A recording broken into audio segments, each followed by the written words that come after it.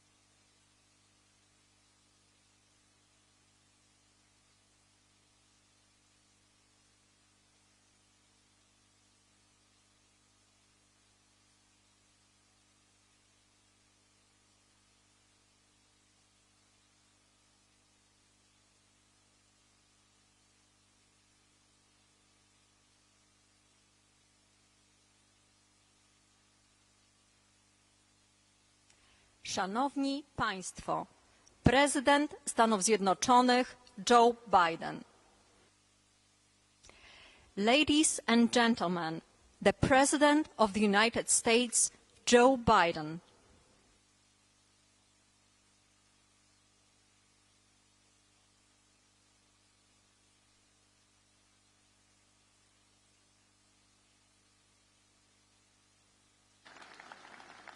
Thank you, thank you, thank you. Please, if you have a seat, be seated. If you don't, come up on stage. Thank you very much. It's a great honor to be here. Mr. President, they tell me you're over there somewhere. There you are. Thank you, Mr. President.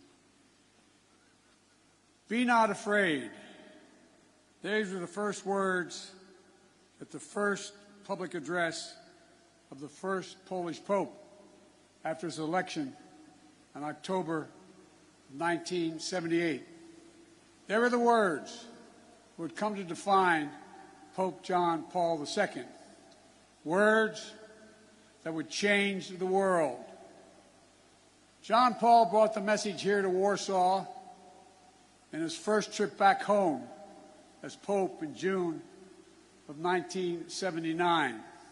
It was a message about the power of faith, the power of resilience, the power of the people. In the face of a cruel and brutal system of government, it was a message that helped end the Soviet repression in the Central Land and Eastern Europe 30 years ago. It was a message that will overcome the cruelty and brutality of this unjust war. When Pope John Paul brought that message in 1979, the Soviet Union ruled with an iron fist behind an iron curtain. Then a year later, the Solidarity movement took hold in Poland. While I know he couldn't be here tonight, we're all grateful in America and around the world for Lech Walesa.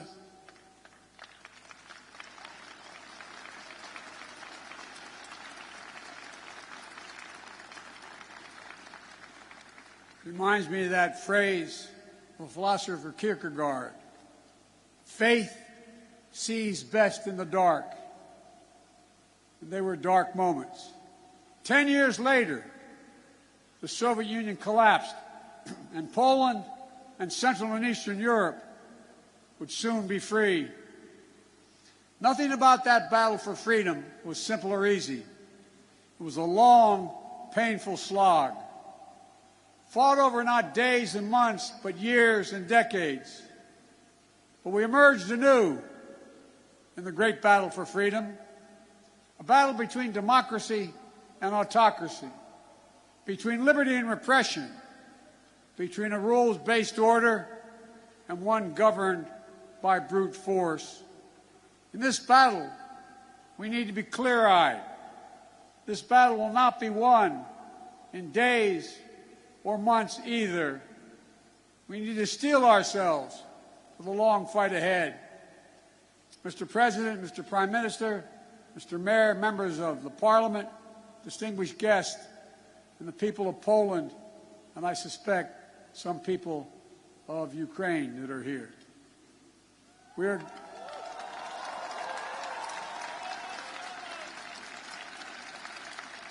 are gathered here at the Royal Castle in this city that holds a sacred place in the history of not only of Europe, but humankind's unending search for freedom. For generations, Warsaw has stood where liberty has been challenged and liberty has prevailed. In fact, it was here in Warsaw when a young refugee who fled her home country from Czechoslovakia was under Soviet domination came back to speak and stand in solidarity with dissidents. Her name was Madeleine Koval-Albright. She became one of the most ardent supporters of democracy in the world. She was a friend with whom I served, America's first woman Secretary of State. She passed away 3 days ago. She fought her whole life for essential democratic principles. And now, in the perennial struggle for democracy and freedom, Ukraine and its people are in the front lines, fighting to save their nation. And their brave resistance is part of a larger fight for an essential democratic principles that unite all free people.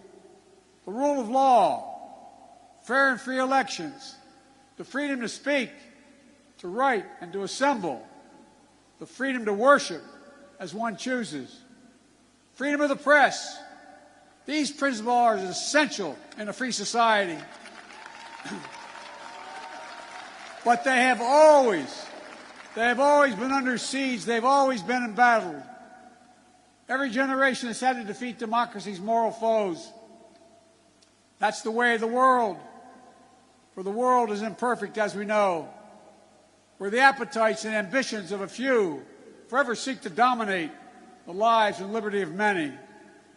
My message to the people of Ukraine is a message I delivered today to Ukraine's foreign minister and defense minister, who I believe are here tonight.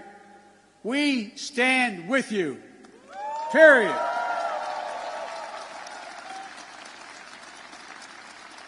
Today's fighting in Kyiv and Metropole and Kharkiv are the latest battle in a long struggle. Hungary, 1956. Poland, 1956, and then again, 1981. Czechoslovakia, 1968. Soviet tanks crushed democratic uprisings. But the resistance continued until finally, in 1989, the Berlin Wall and all the walls of Soviet domination, they fell. They fell.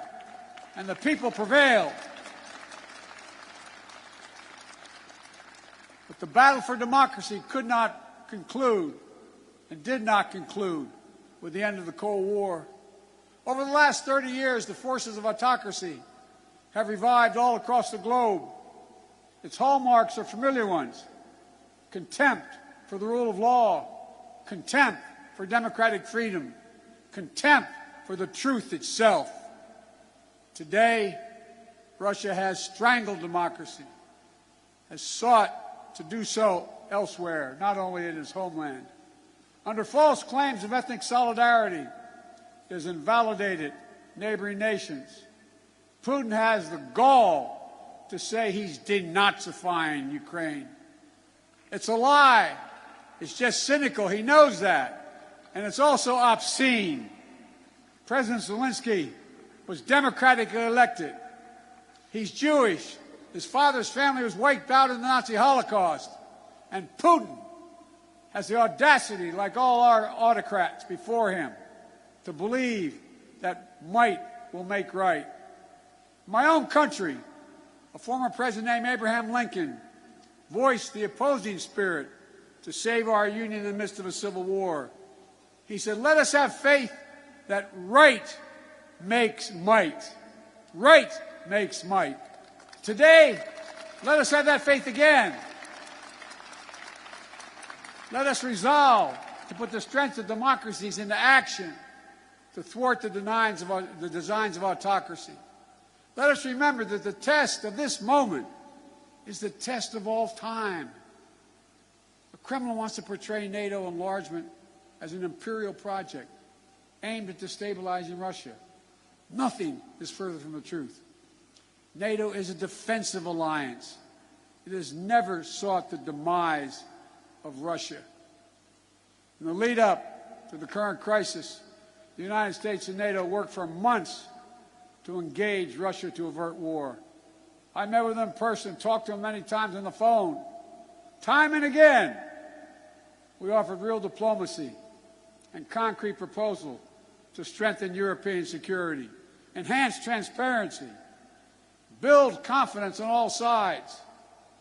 But Putin and Russia met each of the proposals with disinterest in any negotiation, with lies and ultimatums. Russia was bent on violence from the start. I know not all of you believed me and us when we kept saying, they are going to cross the border, they are going to attack.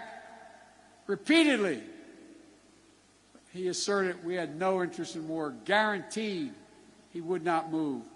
Repeatedly saying he would not invade Ukraine. Repeatedly saying Russian troops along the border were there for training, all 180,000 of them. There's simply no justification or provocation for Russia's choice of war. It's an example of one of the oldest human impulses, using brute force and disinformation to satisfy a craving for absolute power and control. It's nothing less than a direct challenge to the rule-based international order established since the end of World War II.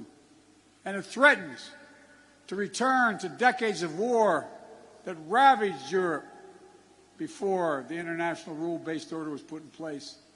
We cannot go back to that. We cannot. The gravity of the threat is why the response of the West has been so swift and so powerful and so unified, unprecedented and overwhelming. Swift and punishing cost are the only things that are going to get Russia to change its course.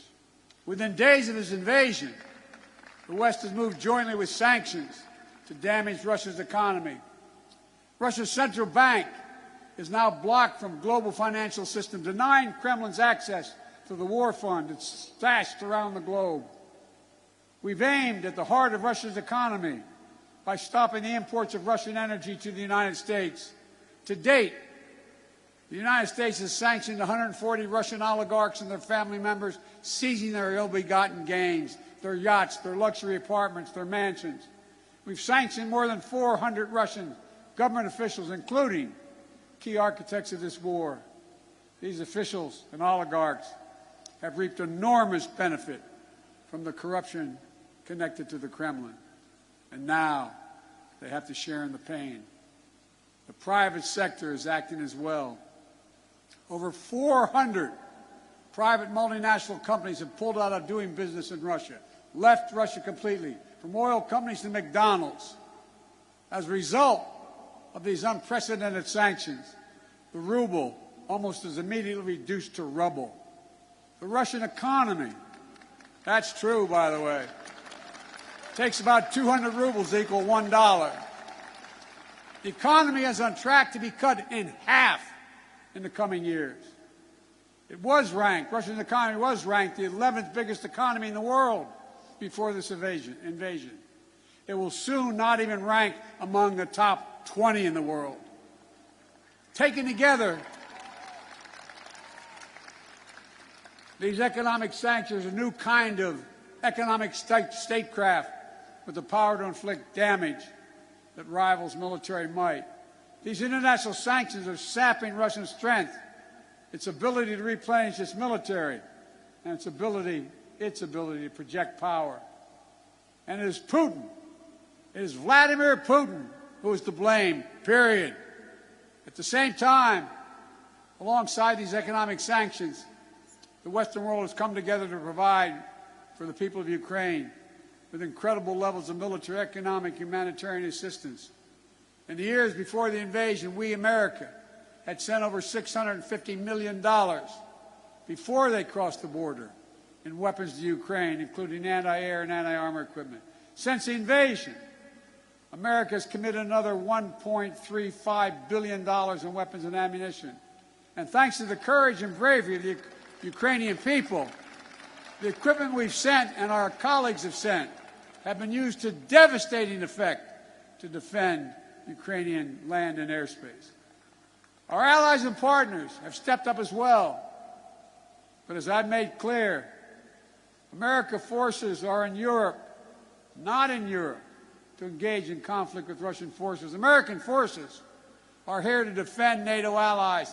Yesterday I met with the troops that are serving alongside our Polish allies to bolster NATO's frontline defenses. The reason we wanted to make clear is their movement on Ukraine don't even think about moving on one single inch of NATO territory. We have sacred obligation. We have a sacred obligation under Article 5 to defend each and every inch of NATO territory with the full force of our collective power. And earlier today, I visited your national stadium, where thousands of Ukrainian refugees are now trying to answer the toughest questions a human can ask. My God, what's going to happen to me? What's going to happen to my family? I saw tears in many of the mothers' eyes as I embraced them. They're young children. They're young children, not sure whether to smile or cry. One little girl said, "Mr. President," she spoke a little English, "if my brother and my daddy, are they going to be okay? Will I see them again?" Without their husbands, their fathers, in many cases, their brothers and sisters who stayed back to fight for their country. I didn't have to speak the language or understand the language to feel the emotion in their eyes, the way they gripped my hand. Little kids hung onto my leg, praying with a desperate hope that all this is temporary. Apprehension that they may be perhaps forever away from their homes. Almost a debilitating sadness that this is happening all over again. But I was also struck by the generosity of the people of Warsaw, for that matter, all the Polish people, for the depths of their compassion, their willingness to reach out, opening their hearts. Say to the mayor and the premier, they're opening their hearts and their homes simply to help. I also want to thank my friend, the great American chef, Jose Andres, and his team for help feeding those who are yearning to be free. But helping these refugees is not something Poland or any other nation should carry alone. All the world democracies have a responsibility to help, all of them. And the people of Ukraine can count on the United States to meet its responsibility. I've announced 2 days ago we will welcome 100,000 Ukrainian refugees. We already have 8,000 a week coming to the United States of other nationalities. We'll provide nearly $300 million in humanitarian assistance, providing tens of thousands of tons of food, water, medicine, and other basic supplies. In Brussels, I announced the United States is prepared to provide more than $1 billion in additional humanitarian aid.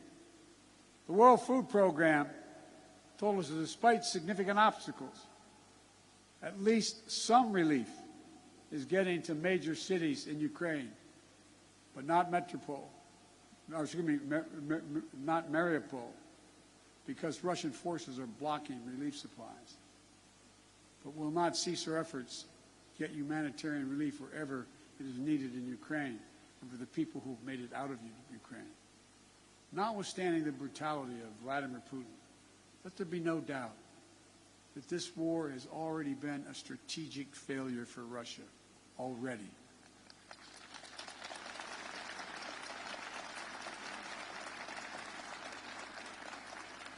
Having lost children myself, I know that's no solace to the people who've lost family. But he, Putin, thought Ukrainians would roll over and not fight. Not much of a student of history. Instead, Russian forces have met their match with brave and stiff Ukrainian resistance. Rather than breaking Ukrainian resolve, Russia's brutal tactics have strengthened the resolve. Rather than driving NATO apart, the West is now stronger and more united than it has ever been. Russia wanted less of a NATO presence on his border, but now he has a stronger presence, a larger presence, with over 100,000 American troops here, along with all the other members of NATO. In fact, Russia has managed to cause something I'm sure he never intended. The democracies of the world are revitalized with purpose and unity found in months that we'd once taken years to accomplish. It's not only Russia's actions in Ukraine that are reminding us of democracy's blessing. It's our own country, his own country, the Kremlin. It's jailing protesters. 200,000 people have allegedly already left. There's a brain drain leaving Russia, shutting down independent news. State media is all propaganda, blocking the image of civilian targets, mass graves, starvation tactics. A of the Russian forces in Ukraine. Is it any wonder, as I said, that 200,000 Russians have already left their country in 1 month? A remarkable brain drain in such a short period of time. Which brings me to my message to the Russian people. I've worked with Russian leaders for decades. I sat across the negotiating table going all the way back to Soviet Premier Alexei Kosygin to talk arms control at the height of the Cold War. I've always spoken directly and honestly to you, the Russian people. Let me say this, if you're able to listen. You, the Russian people, are not our enemy. I refuse to believe that you welcome the killing of innocent children and grandparents, or that you accept hospitals, schools, maternity wards, and for God's sake, being pummeled with Russian missiles and bombs, or cities being surrounded so that civilians cannot flee, supplies cut off, and attempting to starve Ukrainians into submissions. Millions of families are being driven from their homes, including half of all Ukraine's children. These are not the actions of a great nation. Of all people, you, the Russian people, as well as all people across Europe, still have the memory of being in a similar situation in the late 30s and 40s. Situation in World War II, still fresh in the minds of many grandparents in the region. Whatever your generation experienced, whether it experienced the siege of Leningrad or heard about it from your parents and grandparents, train stations overflowing with terrified families fleeing their homes, nights sheltering in basements and cellars, mornings sitting through the rubble in your homes.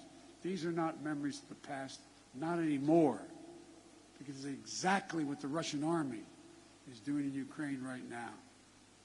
March 26, 2022, just days before we're at the 21st, you were a 21st century nation with hopes and dreams that people all over the world have for themselves and their family. Now, Vladimir Putin's aggression have cut you, the Russian people, off from the rest of the world. And it's taking Russia back to the 19th century. This is not who you are. This is not the future you deserve for your families and your children. I'm telling you the truth. This war is not worthy of you, the Russian people. Putin can and must end this war. The American people will stand with you and the brave citizens of Ukraine who want peace. My message to the rest of Europe, this new battle for freedom has already made a few things crystal clear. First, Europe must end its dependence on Russian fossil fuels, and we, the United States, will help.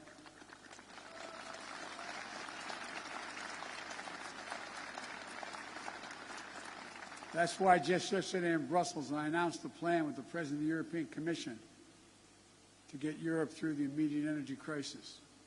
Over the long term, as a matter of economic security and national security for the survivability of the planet, we all need to move as quickly as possible to clean, renewable energy. And we'll work together to help get that done so that the days of any nation being subject to the whims of a tyrant for its energy needs are over. They must end. They must end. And second, we have to fight the corruption coming from the Kremlin to give the Russian people a fair chance. And finally, most urgently, we maintain absolute unity. We must among the world's democracies. It's not enough to speak with rhetorical flourish of ennobling words of democracy, of freedom, equality, and liberty. All of us, including here in Poland, must do the hard work of democracy each and every day. My country as well. That's why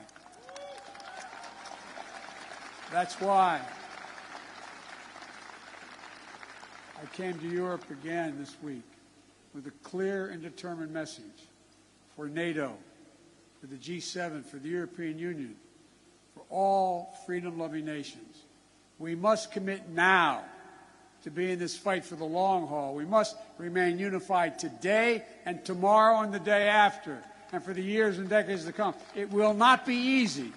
There will be cost, but it's a price we have to pay, because the darkness that drives autocracy is ultimately no match for the flame of liberty that lights the souls of free people everywhere.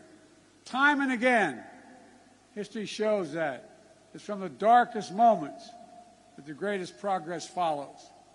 And history shows this is the task of our time, the task of this generation. Let's remember the hammer blow that brought down the Berlin Wall. The might that lifted the Iron Curtain were not the words of a single leader. It was the people of Europe who for decades fought to free themselves. Their sheer bravery opened the border between Austria and Hungary for the pan-European picnic. They joined hands for the Baltic Way. They stood for solidarity here in Poland. And together, it was an unmistakable and undeniable force of the people that the Soviet Union could not withstand. And we're seeing it once again today with the brave Ukrainian people showing that their power of many is greater than the will of any one dictator.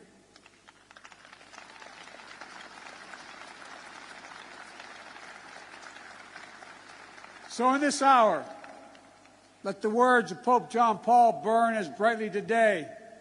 Never, ever give up hope. Never doubt. Never tire. Never become discouraged. Be not afraid.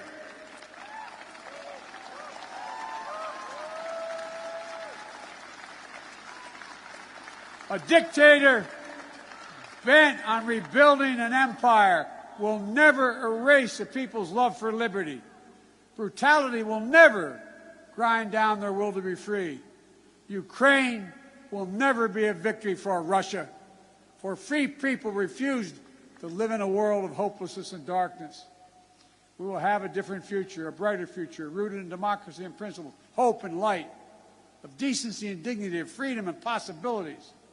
For God's sake, this man cannot remain in power. God bless you all, and may God defend our freedom, and may God protect our troops. Thank you for your patience. Thank you. Thank you. Thank you.